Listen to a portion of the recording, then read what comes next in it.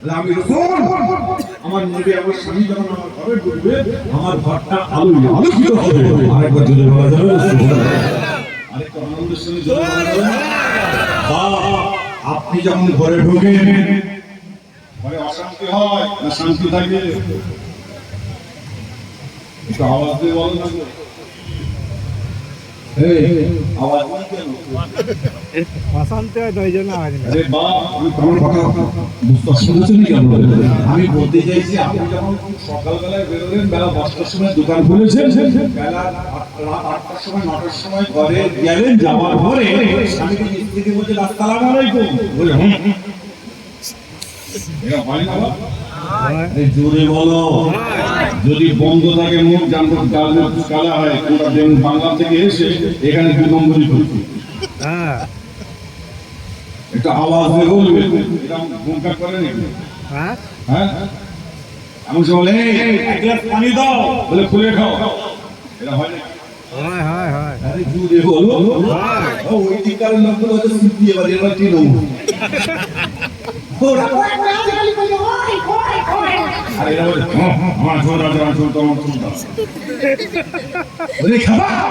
যতই তুমি চলার চেষ্টা করো আল্লাহ বলে একজন আছেন, আল্লাহকে খুশি করো, আল্লাহ বলে তোমার রুজি রোজগার আগে আল্লাহ বরকত দান করব। আরেকবার জোরে বলে শুনুন। আজকে ভাটিন্ডা এলাকার ভাইদের বলি, সারা বাংলা নয় সারা বিশ্বের মুখের আওয়াজ আমার কাছে আছে। প্রত্যেকটা শহরের মানুষ বলছে যে আমাদের কারবার ভালো নাই ভালো নাই ভালো নয়। আজকে কিন্তু ভাটিন্ডায় গতকাল থেকে আসার পর থেকে খবর নিয়ে যাচ্ছে দেখছি বলে হুজুর আমাদের কাজ আছে কর্ম আছে। নিঃসন্দেহে এদের মধ্যে ঈমানিয়াতের ক্ষমতা থাকার জন্য আল্লাহ পাক এখানে রিজিক রুজিটা ঠিক রেখেছে। আরেকবার জোরে বলা যাবে না? নিজেরা তৈরি হও, আল্লাহ বলে বান্দা আমি তোদের ঘরে জান্নাতি বলে কবুল করে নেব। এক নম্বর কি আছে? আমাদের কাছে সাহাবে রাসূল আছে। আরেকবার জোরে বলা যাবে না? তাম্মাজান মায়েশা সিদ্দিকা রাদিয়াল্লাহু তাআলা আনহা বলছেন, শোনো তোমার নবী আমার নবী যখন আমার ঘরে ঢুকবে এসে আমার ঘরটা আলোকিত হয়ে যাবে। আরেকবার জোরে বলা যাবে? আম্মাজান মায়েশা সিদ্দিকা রাদিয়াল্লাহু তাআলা আনহার দরবারে কথা বলতে গিয়ে আরেক বুখারী শরীফ হাদিসের মধ্যে পাওয়া যায় আমার নবী আপনার নবী দয়ার নবী একদিন ফজরের নামাজ পড়ে আম্মাজান মায়েশা কাছে আসেন নাই। বেলা 10টা 10:30 বেজে গিয়েছে। আম্মাজান মায়েশা সিদ্দিকা রাদিয়াল্লাহু তাআলা আনহার ঘরে যখন আসলেন, আসার সঙ্গে সঙ্গে দেখা যায় আম্মাজান মায়েশা আমার রাসূল পাকের জন্য তিনি রান্না করছে। আম্মাজান মায়েশা সিদ্দিকা রাদিয়াল্লাহু তাআলা আমার সময় তিনি আমার রাসূল পাক সাল্লাল্লাহু আলাইহি পাশে বসে আমার সাথে আলাপ আলোচনা আল্লাহর নবী আলাপ আলোচনা কথাবার্তা বলছে। কথাবার্তা বলতে বলতে জোহরের আযান শুরু হয়ে যায়। আমার নবী আপনার নবী দয়ার নবী জোহরের নামাজটা পড়তে মসজিদে নববীতে চলে গেছে। এমন সময় জোহরের নামাজ পড়ে যখন আসলেন, আসার পর দেখা যায় আম্মাজান মায়েশা যে জায়গায় রান্না করছিলেন সেই জায়গাতে নাই। এদিক ওদিক তাকাচ্ছে, আম্মাজান মায়েশাকে দেখতে পাচ্ছেন না। ঘরের দরজাটা খুলে দেখতে পায় আম্মাজান মায়েশা সিজদায় গিয়ে আল্লাহ পাকের দরবারে কাঁদছে। ওই সময় আম্মাজান মায়েশাকে আমার রাসূল পাক কোনো কথা বললেন না, কোনো উত্তর দিলেন না। এমন সময় সিজদা থেকে ওঠার পর আল্লাহ পাকের দরবারে হাত তুলে দিয়ে এমন সময় কান্নাকাটি করেছেন। দোয়া যখন কমপ্লিট হয়ে যায় আম্মাজান মায়েশা আমার নবী আপনার নবী দয়ার নবী এমন সময় আমার রাসূল পাক সাল্লাল্লাহু আলাইহি তিনি আম্মাজান মায়েশাকে সালাম দিয়ে বললেন, আয়েশা তুমি আমার জন্য রান্না করছিলে, তুমি কেন এসে কেন সিজদায় পড়ে কাঁদছো বলো? আম্মাজান মায়েশা কাঁদতে কাঁদতে বললেন, ইয়া রাসূলুল্লাহ ইয়া হাবিবাল্লাহ হুজুর আপনি আমার বিয়াদবি ক্ষমা করুন, maaf করে দেবেন। আপনার জন্য আমি রান্না করছিলাম, জোহরের আযান হয়ে গেছে, আপনি নামাজ আদায় করতে গেছেন ঠিক কথা, আমি আমার সময় বসে রান্না করছি, একটা আগুনের টিলা আমার হাতের মধ্যে এসে পড়েছে। আর রাসূলুল্লাহ ইয়া হাবিবাল্লাহ এত জ্বালা যন্ত্রণা ফুসা উঠে গেছে, এত কষ্ট হচ্ছে, আপনার শোনার জবান থেকে শুনেছি একটা ছুঁচকে মাটিতে ভরে দেওয়ার পর যখন খোলা হয় আমার শোনার ছুঁচের মধ্যে যতটুকু মাটি লেগে থাকে জাহান্নামের আগুনটা দুনিয়াতে ততটুকু এসে রাসূলুল্লাহ বললেন আজকে কিন্তু হাতে এত কষ্ট এত জ্বালা যন্ত্রণা হয়েছে বলে আমি সিজদায় আল্লাহ পাকের দরবারে উম্মতে মুহাম্মাদীদের জন্য কাঁদছিল। আমার নবী আপনার নবী দয়ার নবী আয়েশার সঙ্গে গেল, তোমার মতো পর্যন্ত কোন মহিলা মেয়ে ছেলে স্বামীর জন্য বাচ্চা বাচ্চা কাচ্চার জন্য যদি সারা দিন মরে এমন আল্লাহ পাকের দরবারে শুকর আদায় করে সিজদায় গিয়ে আল্লাহ পাকের দরবারে শুকরিয়া আদায় করে চলতে পরিবার কথা যদি কেড়ে ফেলে আমার আল্লাহ পাক তাদের জীবনের জিন্দেগীর সমস্ত গুনাহগুলোকে মাফ করে দেবে। আরেকটু জোরে বলা যাবে? আল্লাহ মাফ করে দেবে। গুনাহ আমাদের আছে না বাবা? আল্লাহর দরবারে আপনার স্ত্রী যদি আল্লাহ পাকের দরবারে হাত তুলে বলে, আল্লাহ যা কিছু করেছে আমার স্বামী আমার বাচ্চা কাচ্চা তাদের করে আল্লাহ আমি খুশি হালাতে শুকর আদায় করছি। আল্লাহ বলছে খুশি হালাতে শুকর আদায় করার জন্য আমি আল্লাহ তোমাকে জান্নাতি বলে কবুল করে নিলাম। আরেকবার জোরে বলা যাবে? এগুলো সম্পর্ক ঠিক রাখবেন। আল্লাহ বলছে বান্দা আমি তোমাদের ঘরে কবুল করব, জান্নাতি বলবো। আল্লাহর নবীর দরবারে কথা বলতে গিয়ে আমাদের মায়েশা সিদ্দিকা রাদিয়াল্লাহু তাআলার কথা বলতে গিয়ে আমার রাসূলকে আপনি আমি চিনতে পারলাম না, হাবিবের নবীকে আপনি আমি চিনতে পারি নাই।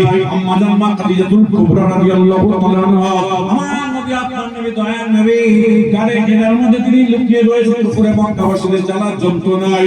আমার আমাদের মা খাদিজা রাসূল পাকের জন্য তিনি রান্না করেছে। এমন সময় তিনি গাড়ি ঘেরার মধ্যে সবথেকে উঁচু আপনার যে জায়গাটা আল্লাহর কোরআন নাযিল হয়েছিল ওই পাহাড়ের মধ্যে উঠতে চাই উঠছেন এমন সময়তে আম্মা জান্নাত খাদিজাতুল কুবরা রাদিয়াল্লাহু তাআলা তিনি চিন্তা করছেন আমার পাটা যদি চিনতে পেরে যদি উপরে মক্কাবাসীরা আমার রাসূলকে যদি অ্যাটাক করে আমি এটা কোনোদিন সহ্য করতে পারবো না।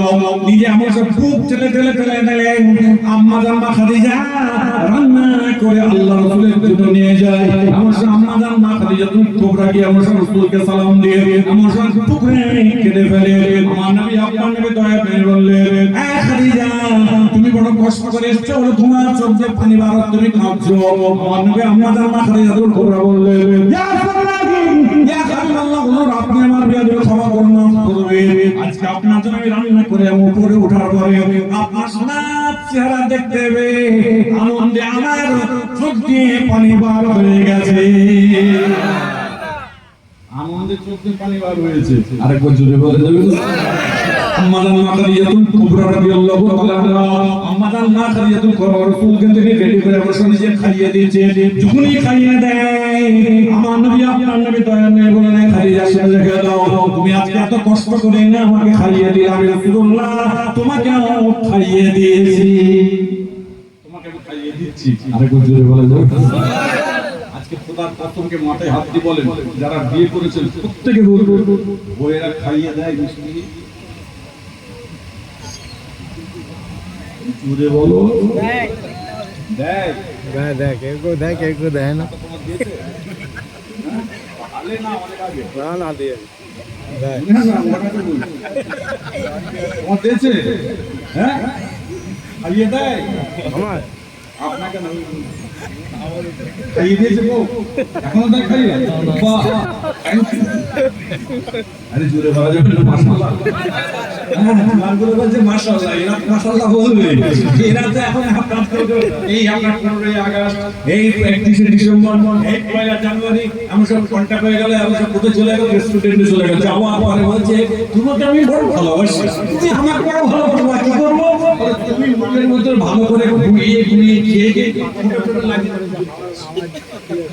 একটু রোড জীবনের তোমার জান তুমি তো আমরা বলছি তুমি আমার ব্যবসা এটা মাঝে না বাবা আরে জোরে বলো এটা মাঝে না রে ভাই আওয়াজ কিন্তু আসছে মাল এখানে ভালো আছে কিন্তু পাঞ্জাবে ব্যবসা করছে বাপ বলতে কইছি টাকা পাঠাবো কেন রে মার্কেট খারাপ শ্বশুর বললি মার্কেট খারাপ মার্কেট খারাপ বলছো ভালো কথা যে বাপ আমাকে জন্ম দিয়েছে ওই বাপের কাছে যে মা তোমাকে 9 মাস 10 দিন পেটে রেখেছে সেই মায়ের কাছে তুমি বিলম্বনি করছো খবরদার মুসলিম হুঁশিয়ার হয়ে যাও আমাকে ডাকবার দরকার নেই আমাকে আসার দরকার নেই কিন্তু শরীয়তের কথা ইমানের কথা ইসলামের কথা বড় করে বলে যাচ্ছি ওই দুইজনকে যত হাসি মুখে রাখবে আল্লাহ তোমাকে জান্নাতি বলে কবুল করে নেবে আরেকবার জোরে বলা যাবে না আরেকটু আনন্দের সঙ্গে জোরে বলা যাবে না যারা জোয়ান যুবক আছো ভালোবাসা করতে ভালো আমি না করি খবরদার যাকে যেন আপনার খড়ি যেন ফেলে দিও যাকে ভালোবাসছো তাকে বিয়ে করো বলে হুজুর আর মাছ তো নিয়ে নেবে এই ছেলে, তোর মা যদি তোকে মেনে না নেয়, তুই কুকুর সব লাইন করছিস কেন? এগুলো টাকাগুলো গেল, ওইদিকে পয়সাগুলো গেল, সবগুলো গেল, আর 50 বছর 25 বছর 30 বছর চলে গেল, তাহলে কি করেছি? কি কান্না কাঁদে নে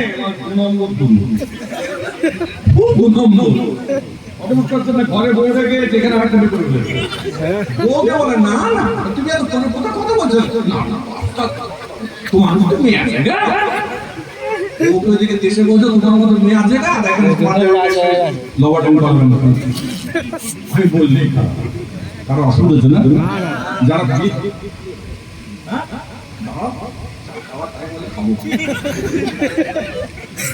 আমি যখন চা খাবো এত তো নেশা লাগবে আমার চাপার তেজেঙ্গা খাই খেলে ভালো লাগে বলি সমস্ত বছর নেই কষ্ট হলে বলো বাস ছেড়ে দেবো কষ্ট না হয় তাহলে সকাল পর্যন্ত হবে সবাই রাজি তো সবাই রাজি তো হাতটা তুলে একবার দেখাবেন সবাই মিলে সবাই খুশি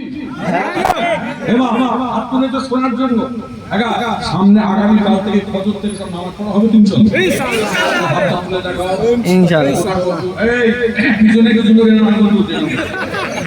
মানে ওরা জুম্মার দিনে পড়ে আর যখন আমরা কাজ করে যাই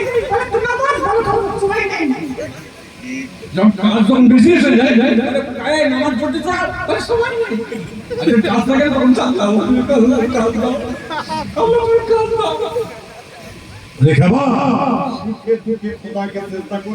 আল্লাহ বলছে আমি তোমাকে জান্নাতি করে কবুল করে দেব।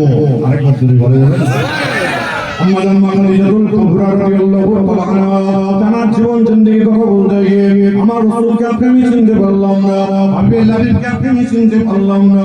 আমার আল্লাহ পাক কোরআনে ঘোষণা দিয়েছে বিসমিল্লাহির রহমানির রহিম খাতামাল্লাহু আলা কুলুবি, তোমাদের কলবেতে মোহর মেরে দেওয়া হলো, ওয়ালা সামহি, তোমাদের শোনার জায়গায় মোহর মেরে দেওয়া হলো, ওয়ালা আবসারি, তোমাদের দেখার জায়গায় পর্দা ফেলে দেওয়া হলো, ওয়ালা আযাবুন আযীম, তোমাদের উপর সাত কঠিন আযাব কামিয়া বর্ষণ দিল। আল্লাহ কোরআনে তাফসীর করতে গিয়ে সুনান বাগদাদী রাহমাতুল্লাহ আলাইহি আসরের আযান হয়ে গিয়েছে, আসরের নামাজটা আদায় করে বলে নামাজের মুসল্লা বিছিয়েছে। আমার সাথে জোয়ান যুবক ছেলে গিয়ে সুনান বাগদাদীকে বলতে সালামটা দিয়ে বললেন হুজুর আপনি আমার বিয়াদে ক্ষমা করবেন, আপনি কি আসরের নামাজ আদায় করবেন? কি বলে বেটা আমি আসরের নামাজ আদায় করব। ওই সময় জোয়ান যুবক ছেলেটা বলল হুজুর আমি আজকে আসরের নামাজ আদায় করতে যাইছি। ওই সময় বলে হুজুর বিয়াদে ক্ষমা করবেন, আমার মাথার মধ্যে ছোট্ট একটা গাঁঠি আছে, এই গাঁঠিটাকে আমি এখানে রেখে দিতে পারি? কি বলে বেটা তুমি গাঁঠিটা এখানে রেখে দাও।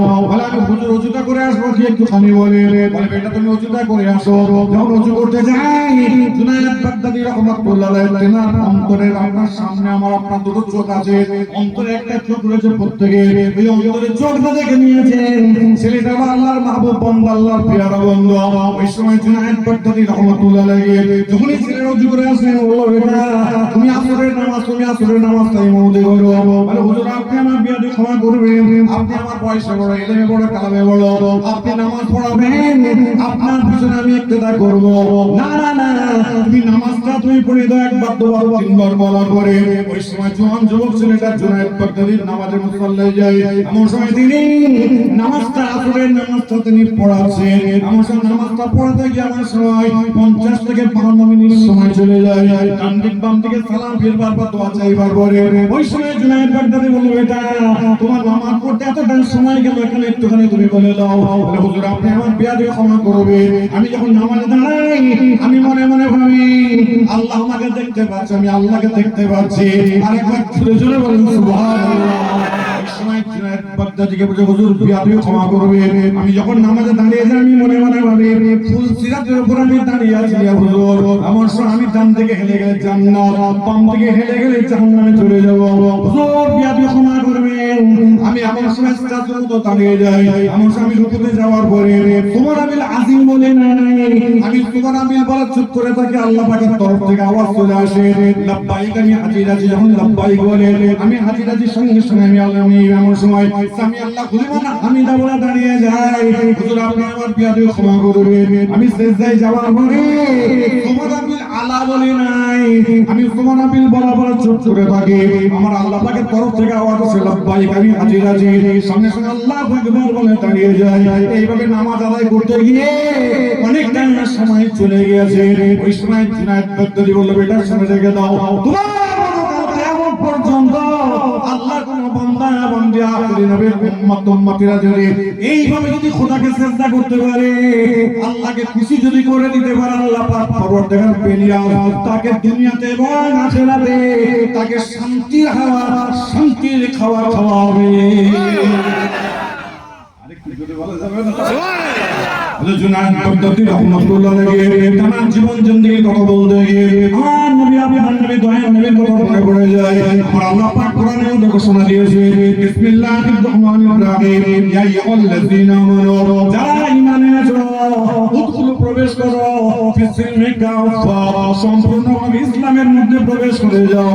আজকে কোরআনের তাফসীর করতে গিয়ে আল্লাহ পাক আবার কোরআনে বলেছে, বিসমিল্লাহির রহমানির রহিম, ওয়ালা তাকুলু লিমান ইকতালু ফি সাবিলিল্লাহ, যে বান্দা বান্দি আমার রাস্তায় দুনিয়া থেকে ফি সাবিলিল্লাহ হয়ে আমার দুনিয়া থেকে বিদায় নিয়ে চলে এলো, এমন সময় আল্লাহর নবীকে এমন সাহাবারা প্রশ্ন করেছিলেন, ইয়া রাসূলুল্লাহ, ইয়া হাবিবাল্লাহ, হুজুর আল্লাহ পাক কোরআনের মধ্যে বলেছেন, ওয়ালা তাকুলু লিমান ইকতালু ফি সাবিলিল্লাহ, যে আমার রাস্তায় দুনিয়া থেকে বিদায় নিয়ে চলে আসবে, যারা শুহাদা হবে তাদের উপর আল্লাহ পাক কবুল করে নেবে, যারা নামাজ পড়ে।